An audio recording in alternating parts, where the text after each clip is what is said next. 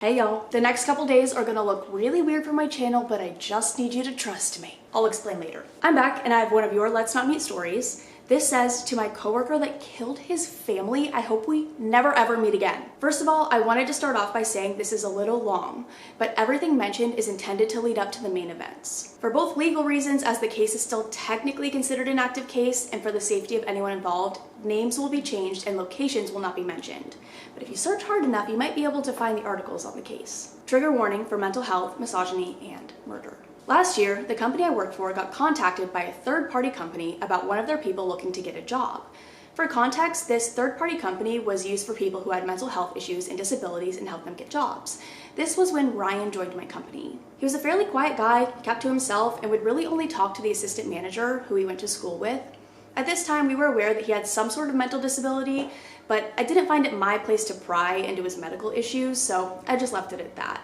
I did have a few speculations as to what it could be that he had, but I wasn't sure at the time. Now, we really didn't have any issues with the guy, but there were a few things he kept doing wrong, but we brushed it off as he's new and he's learning. But after almost a year and him still doing the same thing and getting worse, we weren't sure if it was part of his mental disability or if he was deliberately doing it on purpose to get out of doing his job. This wasn't too big of an issue, that is, until a lot of things kept being repetitive to a point of frustration. Anything from stolen products, messes left out in the open, items not being put where they're supposed to, leaving without telling us, and taking almost hour-long bathroom breaks, just to name a few things. Our managers had talks with him before, but he never really listened. He would always brush her off and give her attitude, but when the assistant manager told him the same thing, he would listen. Wasn't the biggest fan of women. Fast forward to fall of 2024. I had been house sitting for an aunt who was out of state for a trip and needed someone to watch their old dog that can't be left alone. But they had told me that I could either go home or spend the night at my sister's because a family member was coming up for the weekend. So I decided to spend the night at my sister's, and now knowing what happened, I'm so glad I did. During my shift, I had heard some customers talking about a possible murder that happened a couple towns over, which at the time, I was hoping it wasn't my grandparents because they lived in that town they were talking about. One of my coworkers ended up pulling me into the office and said to me, "I need to tell you something, but you might want to sit down."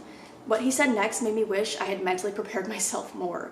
Ryan may have been the one who committed the murder.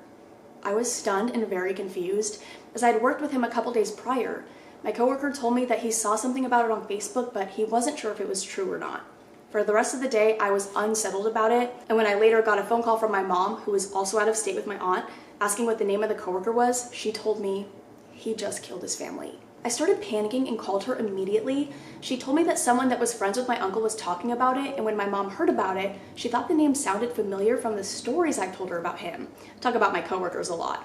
It was later confirmed that he did indeed commit the murder, murdering his father, stepmother, stepbrother, who was a child. Where the murder had happened was 3 minutes down the road from where I was house sitting. I wish I could say the story ends here, that he was arrested and charged for his crimes, but I hate to say that is not the case. Now, where I was house sitting and where the crime happened was in the next state over from where I work, but the towns are right next to each other.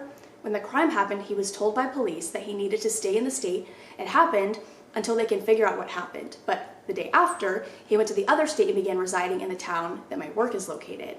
To say we feared the worst was an understatement. We were told if he was to ever show up at work, we were to treat him as an active aggressor.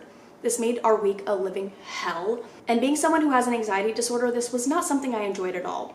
I was riddled with panic attacks and was on edge all week, only feeling better when we got news he was taken into custody. Even to this moment, I'm glad that he's in custody because we weren't sure if we were going to be the next victims. To my coworker that murdered his family, I hope we never meet again and I hope you rot in hell. That is absolutely terrifying because it's like to think that you worked with this person every single day. You saw this person every single day and they're capable of that is absolutely, I can't even fathom. And we've talked about that before, like you are working around these people, like serial killers have met and associated and hung out with people. Like it's just so crazy. They're just like integrated into society and we don't even know. Like, I hate that. But that's all I'm gonna read for now. I hope you guys enjoyed. If you have any other stories you want to share with me or the community, I will have my subreddit linked down below. And I will see you in the next one. Bye.